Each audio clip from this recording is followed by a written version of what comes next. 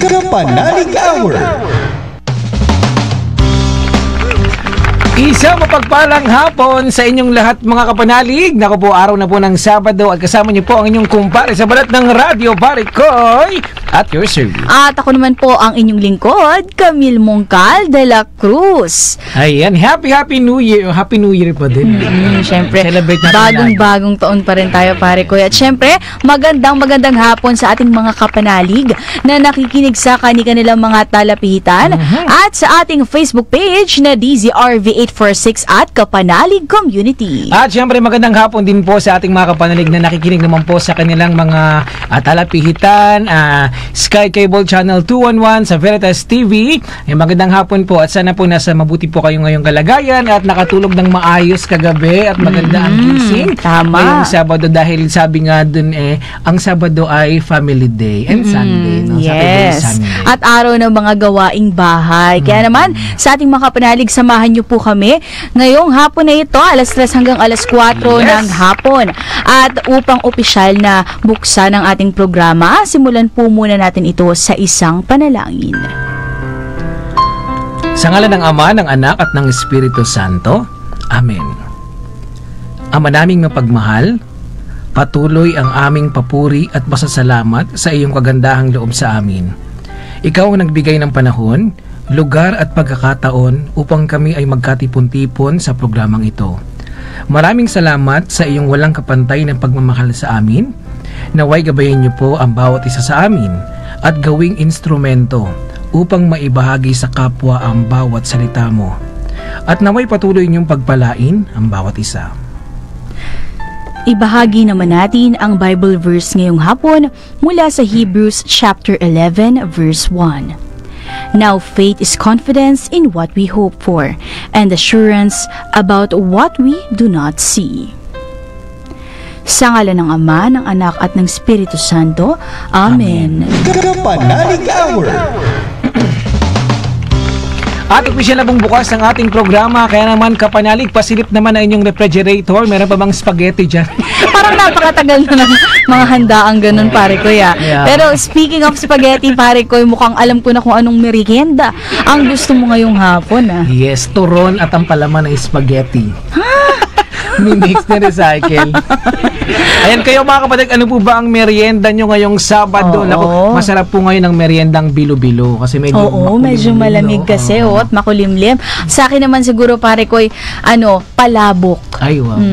Ano drinks natin? Kape, no? Sa akin, lang, tubig lang. Ay, wow. Sige na nga, gayahin na kita tubig. Kasi meron akong acid reflux. Mahirap na. Oo. At mga kapanalig, sana po habang kayo ay nagmimerienda, ayan, sabayan niyo po kami ngayong hapon dahil talaga naman ang ating kakwentuhan ngayong hapon na ay isang kabataan po. Oo. Kaya naman kami po ay natutuwa din pag meron tayong mga guest na alam mo po ang kabataan ay sabi nga ang pagkabataan ang pag-asa ng bayan. Para naman sa atin ang kabataan ay pag-asa ng ating simbahan. Oo. Ano namang nararamdaman mo, Pare Koy, na ikaw ay kabilang ka pa din ba sa kabataan? Oo. Kasama pa rin tayo sa youth ministry. Oo. Pag hindi tumangkad, kasama pa rin sa youth ministry. Ay, ganun pala yun. Hindi naman sabi mga kapatid, ito talaga si Kuya, daming joke. At ito na nga, mukhang ready na ang ating kakwentuhan ngayong hapon. Ayan, ang background ng ating kakwentuhan ngayon, Pare Koy. Oo, 10 years na bilang aktibo sa simbahan. At coordinator ng Social Communications and Media Ministry. Isang entrepreneur. Wow. From Santo Niño de Bagong Silang Parish, welcome na po natin mga kapanalig live via Zoom, Sister Cindy Almonte Mateo. Magandang hapon, Sister Cindy. Ayan, medyo nahihiya pa ata si Sister Cindy, no? Pero mamaya, aayusin muna natin habang... Pero bago yan, Pare Koy, ayan, kasi si Pare Koy, mga kapanalig, birthday niya kahapon. Uy, sabi ko sa atin lang. Sa mga gusto daw po magpadala ng regalo, kaya pagkain, ha? Naku. Oo, sa station na lang daw po. Hindi naman tinang natin. Oo, kamusta naman ang birthday boy kahapon? Naku, okay na. Ganito palang pakiramdam pag 24. Ayun, no? 24 noong 2004. Hindi, mali. Hindi, ako po ay 34 years old na po mga kapanalig at dapat maging proud po tayo sa ating mga edad. Yes. Dahil bihira lang po ang nakakarating sa ganitong posisyon sa buhay na Tama. nagkaedad ng 34.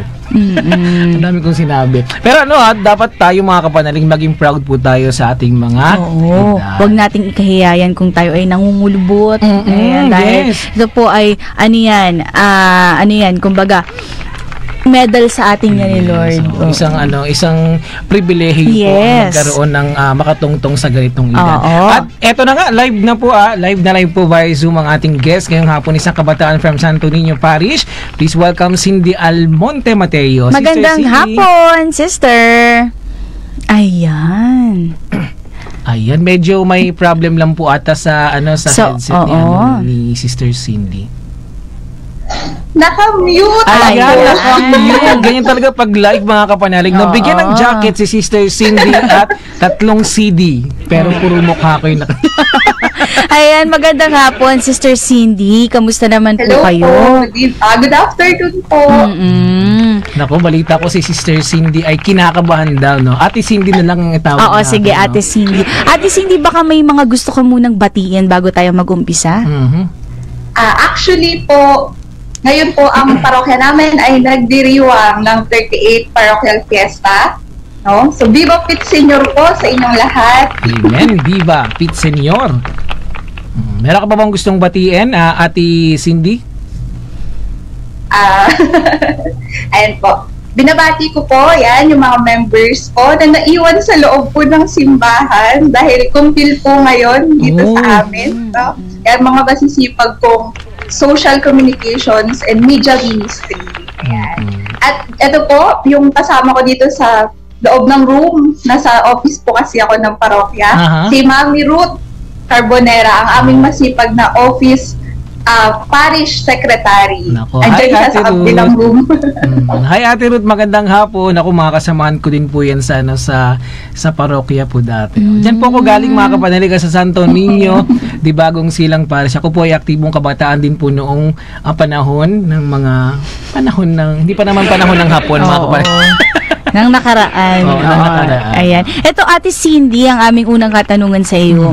Saan po ba nagsimula ang interest po ninyo bilang upang maging isang aktibong sa youth ministry? Kasi 10 years na siyang active eh. Oo nga, di ko rin po akalain 10 years na pala ako. Wala Ayan po. din sa mukha. Totoo. Actually po, yung start ng journey ko, no, as servant po, makaka-relate talaga maraming mga kabataan. Kasi, ang simple lang ng dahilan ko dati, makatakas ng bahay. Makatakas maghugas. Sa gawaing bahay, Ayun po, 16 years old pa lang ako noon. Graduating ng 4th year high school. So, yan, dati simba-simba lang, ganun. Tapos, may mga flyers po kasi nagbibigay sa amin sa mga nagsisimba, yun, mga flyers. Tapos, nabigyan po ako. Yan, nabigyan ako ng flyers ng Passionist Youth. Tapos, sabi ko, that time po kasi, syempre may problema sa bahay, ganun, gusto kong tumakas, ayoko mag-stay masyado sa bahay, ganun. Kaya, parang ginawa kong escaping zone yung ministry yan, yung Passionist Youth. Kaya sabi ko, try ko nga pumasok. Tapos, nung una, ayun, parang laro-laro lang, kasi 16 years old pa lang ako. Yan, laro-laro lang, parang tinitignan ko lang sila, ay ganito pala ito dito. Tapos hanggang sa katagalan, nag-1 taon, 2 taon, ganun. Parang napamahal na siya sa akin, parang nagkaroon na ng foundation. Tapos, ayan na, nandito na ako. 10 years na po ang lumipas. Ayun. Doon po siya kasi yung ministry na unang nasalihan ko, yung Passionist Youth, wala siya sa ibang mga parokya, kundi dito lang siya sa parokya namin, tsaka yun sa mga parokya po ng Passionist Congregation. Pero pa din sila, umbrella po sila ng Parish Youth Ministry. Yun. Kaya, grateful din po ako doon kasi doon ako nag-umpisa. Tsaka kung nasan man ako ngayong ministry, syempre dahil din yun sa kung saan ako nag-umpisa ang ministry, which is yung Passionist Youth. Yes, yun yung mahalaga, no? Yung binabalikan mo pa rin kung saan ka nag-umpisa dyan sa ministry ng Passionate Youth, no? At nakakatuwa doon, no, Ate Cindy, kasi kaya ka din siguro, kaya ka talaga nagtagal bilang aktibong kabataan sa inyong ministry dahil ikaw talaga ay nag-enjoy at nakita mo yung sarili mo, no, na dito talaga ako. Tama. Follow-up question lang, no, Ate Cindy. Pwede mo bang maikwento sa amin kung ano po yung mga gawain ng sa Parish Youth Ministry para magkaroon ng idea yung mga kapanalig natin? Ayan. So dito po, no, sa parokya namin, yan, ang Parish Youth Ministry, ito po no, nakaraan lang, sila po ang gumagawa, no? Ang Parish Youth Ministry po ang nangunguna sa mga activities natin dito. Katulad nung nakaraan, yung Christmas presentation po, kung napanood po yun ng mga viewers sa FB page po namin, no. Tsaka aside po dun sa mga nagpe-present, no, yung presentation tuwing may mga events, no, kami din po kasi yung Parish Youth Ministry, parang sila na po yung binibuild maging Parish Pastoral Council. Opo, sila na po yun. Kumbaga, young version po ng Parish Youth, ng PPC.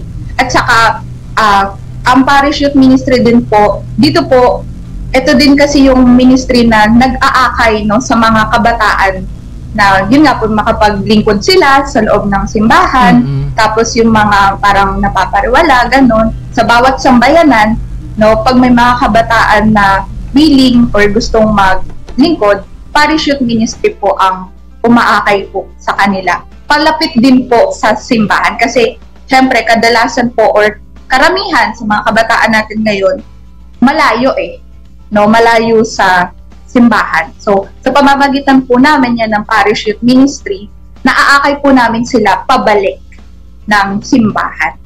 Pabalik din po kay Lord. Yes, amen. Yun yung magandang proyekto talaga ng Parish Youth Ministry, no? Na maakay ang mga kabataan sa simbahan. Nakakatuwa. Kamusta naman ang mga kabataan sa Santo Niño di Bagong Silang ngayong madami na po ulit sila. Generation, no?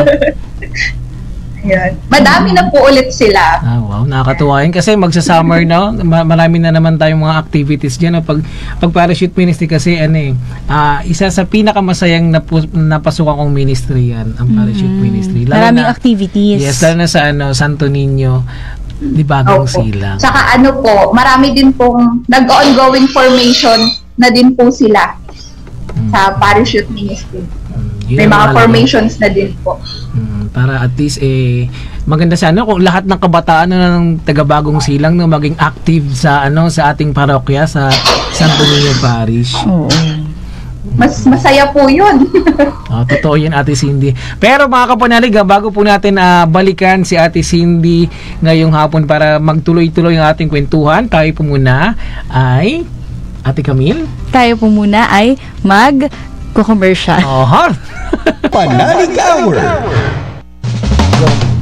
At kami po ay nagbabalik mga kapanalig, magandang hapon sa mga kakabukas pa lamang ng kanilang mga talapihitan.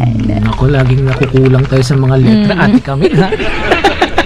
Ayan, magandang hapon sa mga kapanalig po na bagong bukas pa lang po ng mga kanilang talapihitan, no? Walang patayan yung iba dyan. Kaya naman, check nyo po ang inyong mga radyo. Baka kailangan na pong palitan. No? Bili na po tayo rito sa station. Ayan, naisingit pa nga ni pare ko. Bigyan ako ng radyo. Biro lang. At siyempre mga kapanalig, Ate Camille, bago natin balikan si Ate Cindy para magtuloy-tuloy ang ating usapan, no? Para mag-update sa kanilang mga activities din sa parish. Nako, kapanalig, kung ikaw po ay nakikinig ngayon at hindi pa po miyembro ng ating kapanalig community, ikaw po ay aming iniimbitahan na maging bahagi po ng ating kapanalig community. Paano nga ba yan, pare ko at Ate Camille? Ate Camille, paano nga ba maging miyembro ng kapanalig? Mag-text lamang mga kapanalig ng Yes Kapanalig, kasama ang inyong full name, address, birthday, civil status, parokya, at contact numbers. Saan po ba isisend dyan, Ate Camille? Ayan, pare Koy. Para sa mga smart and TNT user, maaari po ninyong i-text sa 0998-588-3660. At para naman sa Globe and TM, pare Koy. Sa Globe naman, kung ikaw po ay Globe user, 0917-621-1902. Ulitin ko po, 0917-621-1902. Ayan, kapanalig, mag-text na po ng yes, kapanalig. Inaantay ka po namin ngayon. Nasa na po maging miyembro ka po ngayong taong 2024. No? Sana po pa-load na. Hindi, kung wala namang load Kapanalig, pwede po kayo mag-message naman po sa ating Facebook page, Kapanalig Community. I-message nyo po ang inyong detalye, wag po sa comment section mga Kapanalig, para at least ang inyong mga personal information ay manatiling pribado sa amin. Yes, para at least safe po tayo sa mga scam, no? Kasi mahirap po yun ngayon. Tatawagan po kayo ng magiging Kapanalig coordinator po ninyo para i-confirm ang mga detalyeng inyo pong ibinigay sa amin. Sino po ba ang ating mga Kapanalig coordinator, Ate Camille? Sige, sino nga ba, pare Koy? I-start tayo sa ating mga brothers, no? Si Brother Runiel, si Brother Edison, si Brother AJ, at si Brother Lloyd Gomez. Oo, at syempre sila Sister Jessa, si Sister Erica, at si Ma'am Apple Ann Estrella. Si Ma'am Apple Ann Estrella po ang aming Kapanalig Department Head. Siya po ang batang-bata, no? Ang mabait, hindi nagagalit. Oo. Humihinga ng malalim, pero hindi nag-exhale. Biro lang na maraming salamat po, Ma'am Apple, no? Lagi po yan nakasubaybay po sa ating programang Kapanalig. At tayo na po magbabalik sa ating special na panauhin ngayong hapon. Ate Cindy, kamusta po? Bago na yung background na Ate Cindy, ang bilis magpalit ng background. Oo, nakapag-change location na agad, ano? Kasi umalis na si Bishop. Oo. Okay. Akala ko napunta ka na ng EDSA Shrine. Umalis na si Bishop. Nasa sala lang kasi ako kanina. Batiin mo naman si Bishop. Ay po, Bishop. Nahihiya si Ayan. Ate Cindy. Ito, Ate Cindy, ano po yung mga bagay kaya na pwede po nating gawin para maimpluwensyahan lalo ang mga kapwa nating kabataan? Ako, big challenge yan sa ating mga kabataan sa parokya. Opo, kasi karamihan. Actually, marami talagang kabataan dito. Lalo na kahapon po nung nag-prosesyon, kasi nag-prosesyon po na ang Santo Niño kahapon. Ayun, ang dami. Doon din po namin nakita, ang daming mga kabataan, lalo na yung mga edad-edad, kaedaran lang po natin, kuya ko. Mga 24. Yung mga ganun po, na Mga talagang 18. possible kung maaakay man sila, papunta ng simbahan nga, ayun, mas nakakatuwa. Pero, gaya nga po ng tanong kanina nyo, ano yung magiging challenge? Actually, sa akin bilang ako din po ay coordinator ng Social Communications and Media Ministry. Sobrang hirap po sa ngayon na makaakay ng mga kabataan. Kasi andyan yung tipong yung mga problema kasi nila nadadala, no? Nadadala sa simbahan. Kaya, halimbawa yung mga members ko po, ako bilang leader nila, ine-encourage ko po sila lalo, no, na instead magpalunod sila o magpalunod tayo sa mga problema, no, mas kailangan natin siyang ipagdasal o mas kailangan natin ipagdasal yung mga problema. No, kasi common po na mga na-encounter ko dito na hindrances po na maging lingkod simbahan ng mga kabataan. Problema, pamilya, sa sarili, sa pag-aaral, no? Kaya, mapapayo ko po sa kanila actually. Mas tatagan po nila yung loob nila kung sakali man gusto nilang maglingkod. Pero, yung mga naiisip nilang balakid is may problema ako sa bahay, may problema ako sa bahay, no? Mas kailangan po nilang ilapit yung sarili po nila. At kami po na mga miyembro dito, kami po ang aalalay sa kanila. No? Kumbaga, parang katulad din ng experience ko dati, maging escaping zone. No? Medyo pangit siya pakinggan, pero yun yung naging way. No? Kasi doon sila mas mapapalapit. No? Tsaka, kung busy man sila sa mga pag-aaral nila, kasi syempre kabataan, mas kailangan nila yung Diyos, no? Mas kailangan nila si Lord. Mas kailangan din po nilang maglingkod, no? Kaya, tsaka kung ano rin po kasi minsan iniisip nila na araw-araw, lalo na PYM, no? Araw-araw, kailangan sa simbahan, ganito, ganyan, no? Isa din po yun sa inisip nila, baka hindi nila ma-sustain yung pagiging PYM nila. Ako po, ang mapapayo po sa nila, kung ano po yung nasa puso rin nila, kung talagang nasa puso nila na makapaglingkod, kahit anong balakid po yan, kahit anong hadlang, wala pong makakapigil. Saka kung naiisip po nila na may problema ako ganito, baka makasagabal sa paglilingkod ko, ipagdasal po nila yun. No, yun din po yung lagi ko sinasabi sa mga SOCOM ko. Kasi actually po ang SOCOM, sobrang konti lang namin. Kasi yun nga, so sobrang hirap po maka-recruit ng members. No? Pero hindi man po under ng PYM ang SOCOM kasi stand-alone ministry siya. Pero ang mga members ko po ay kabataan. No? Ayun po. Basta po, ang masasabi ko lang po sa kanila, mapapayo ko lang din po talaga sa kanila, sa lahat ng mga kabataan, kung ano po yung nasa puso nila, lalo na kung ang tinitibok po ng puso nila ay maglingkod, pakinggan po nila yun. Kahit na sobrang busy nila sa pag-aaral, may problema sila sa bahay, may problema sila sa mga love life, huwag nilang hahayaan na makain sila ng mga hindrances. Kasi at the end of the day, kailangan nila si Lord, magdadasal sila kay Lord. Yun po. Amen. Amen. Nakakatuwa si Ate Cindy, no? Parang masaya siyang maging kasama sa sa ministry. Para siyang pwede natin maging ate, no? Ate Cindy. Pwede humingi ng payo? Oo. Pwede ring mangutang. Oo. Pwede bang umutang sa'yo, Ate Cindy? Yun yung problema ko, kaya hindi ako naging active. Joke lang. Ito po, Ate Cindy, may question lang ako. Meron po ba kayong ano po yung mga existing na activities or programs po? Para sa ating mga kabataan. Sa mga kabataan. Lalo na sa the biggest barangay of the Philippines, Bagong Silang.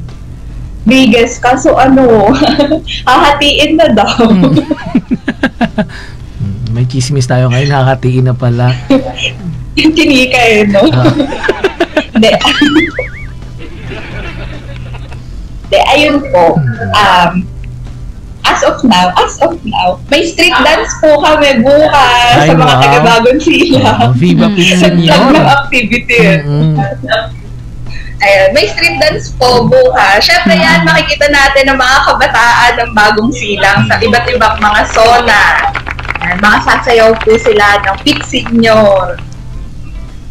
Aside po doon, syempre, yan, may mga formations po. Ayan, ang PYM may mga inaayos pong formation para ngayong taon, 2024. Kasi nagkakasimula pa lang din po ng fiesta. Ongoing po yung kanilang magiging mga formations. Lalo na po sa, sa liturgy, sa faith, tsaka sa social action. Kasi kung ano rin po kasi yung merong program sa PPC, ganun din po ang program na meron sa youth. And aside po doon, mga seminars din po, may mga ongoing or pinaplano pong mga seminars din po para sa ating mga youth. Lalo na pag mid of the year, yung mga anti-drugs awareness, seminars, yun, meron po dito yon sa PYM. Tapos mga pa-contest din po na ina-attenan o ilalahukan ng mga PYM natin dito. Tapos, ayun, yun lang naman. As of now po, kasi January pa lang. Ayun, January pa lang naman po. May mga proyekto. May mga nakalatag na activities. Sa PYM, ongoing po ang recruitment sa ibang mga ministry na tumatanggap ng mga lingkod kabataan. Katulad ng altar servers, lectors, commentators, ministry, at then sa amin po. Kasi, actually po dito sa Bagong Silang, sa Santo Niño de Bagong Silang, hindi lang PYM ang may mga kabataan. Pati sa ibang mga ministry, makikita nyo po, puro kabataan. Opo, iilan na lang po ang mga medyo thunders. Kasi puro kabataan na rin po talaga ang nandito, naglilipod sa Santo Niño de Bagong Sila. Naku, wow. Nakakatuwa naman. Palakpakan natin ang mga nasa ministry ng parish youth at meron kayong mga ganyang proyekto para sa ating mga kabataan. At syempre, nakakatuwa dahil ako rin po ay galing din nga po dyan sa Santo Niño Parish at gusto ko lang din pong batiin si Kuya Mitch. Yan, isa sa mga naging kasamahan ko yan sa youth ministry before. Sila Kuya Chris Oli, yung mga good leader, Kuya Daryl Kuntapay. Sila po yung mga andito sila kanina. good influence na naging leader ng aming ministry. Pero dahil dyan, Ate Camille, bago tayo medyo puputulin lamang po natin. Panalig Hour. At muli po tayo nagbabalik sa ating programang Kapanalig R. Kamusta Kapanalig? At bagong bukas po lang po ang inyong radyo. Kayo po ay nakikinig at ikaw po ay nakikinig sa Radio Veritas 846, ang radyo ng simbahan. At bago po tayo magtuloy-tuloy po sa ating usapan na masayang kalakbay, ang ating special guest po ngayon si Ate Cindy. Tayo po muna ay ipaliwanag natin kung ano daw yung Pledge on Wheels. Oo, may mga nagtatanong kasi. Nako Kapanalig, ang Pledge on Wheels po, ito po ay ang ating pick-up pledge na kung saan ang ating mga nanay, ang ating mga tita na ayaw pang lumabas sa kanilang mga tahanan. Dahil sa pandemic pa rin, may pandemic pa rin naman tayo. Ang Radio Veritas po Kapanalig Community ay meron pong nilaunch na Pledge on Wheels. Ito po ay kami po mismo ang pupunta sa inyong mga location para mag-pick up po ng inyong pick-up, ng inyong donation, ng inyong pledge of support para sa ating foundation po dito sa DZRV Radio Veritas Foundation. Bali, makikipag-coordinate lamang po kayo sa inyong mga kapanalig coordinators upang ma-schedule po nila kayo at mapuntahan po. Ano po ba ang mobile number niyan, Ate Camille? Ano nga ba, pare ko? 0998-588-3660. Ayan po ang ating GCash number din po yan, 0998-588-3660. Ang account name po niyan ay si Ma'am Apple Ann Estrella. At ang GCash number ko naman po, joke lang.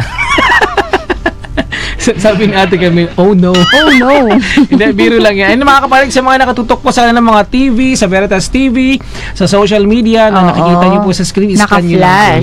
Scan nyo lang para at least mas mabilis po ang Oo. At para naman sa mga nakikinig sa kanilang mga radyo, ito po ang ating GCash account number, 0998-588-3660. Ulitin ko po, 0998-588-3660. Huwag po ninyo kalimutan na mag-text po sa number din po na iyan para po ma-confirm ang inyo pong pledge of support para po kayo ay makatanggap ng mga freebie items at acknowledgement receipt. Tandaan, sa inyo pong mga kapanalig coordinators lamang po makipag-transaksyon. Ano naman po ba ang ating mga savings account number or sa ating bank? Ano ba ang ating mga bank accounts? Sa mga mga accessible sa mga banks, ayan, maaari po kayong mag-deposit sa ating account name na DZRV Radio Veritas Foundation Incorporated. At ano naman, pare ko, yung ating mga account numbers? Ako, ang BDO accounts po natin 001-630-011-876. Ang Metro Bank natin, Ate Camille, 0763-0762-70210. At ang ating BPI naman, 0213-325-191. At ang ating PNB, 105-910-013-091. At ang ating Union Bank Savings Account number, 0004-8001-9393. Ayan, at sa mga kapanalig na hindi nasundan ng ating mga account numbers, maaari po kayong tumawag o mag-text sa kapanalig numbers para po ma-confirm kung yun ba kung ano ba talaga ang ating account numbers. At pwede rin po kayo mag-message sa ating Facebook page, Kapanalig Community. Naku, balikan na po natin si Ate Cindy. Talaga namang excited pa rin po siyang ibahagi ang kanyang mga experiences bilang masayang kalakbay, bilang isang kabataan din. Ate Cindy, kung mayroong mga kabataan na nakikinig sa atin ngayon at nais nilang maging aktibo sa kanilang parish or parish youth ministry, ano-ano ba ang mga bagay na dapat nilang gawin, lalo na sa Santo Niño de Bagong Silang? Nakamute si Ate Cindy. Sa sobrang busy na Ate Cindy. Hello. Ayan. Okay na.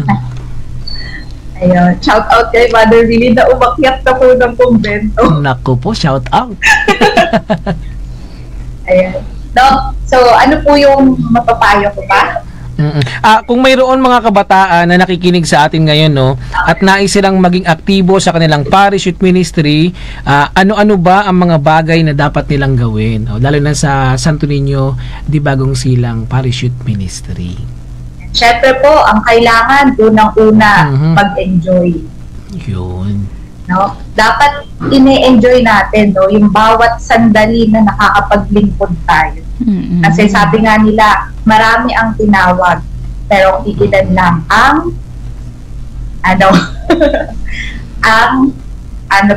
nag-comply, kumbaga, no? So, pangalawa, syempre, dapat bukod sa nag-e-enjoy tayo, i-enjoy lang natin. Mahal natin si Lord, syempre. Kasi pag mahal natin si Lord at nag-e-enjoy tayo, tatagal tayo sa ministry. No? Pangatlo, syempre, hindi mawawala ang circle of friends.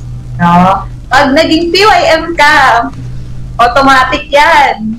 Marami kang magiging kaibigan. Yes. At masarap kong maglingkod ng may mga kaibigan kang kasamang naglilingkod.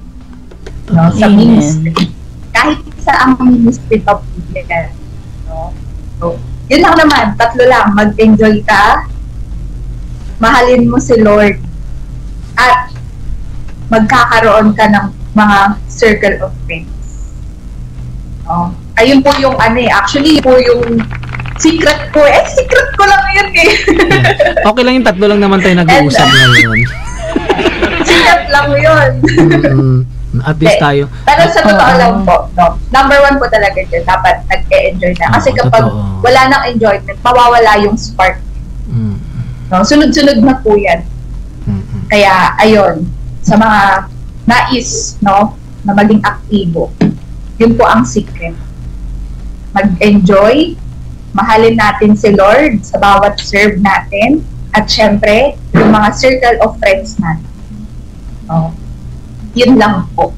Ako, thank you, Ate Sin. Totoo yun, Ate Camille, dapat talaga tayo, dapat nag-i-enjoy ka kung saan ka nabibilang. Kasi ito yung magbibigay sa'yo ng ng kasiyahan, na ito yung mga, alam mo yung dito ka magtatagal talaga. Oo.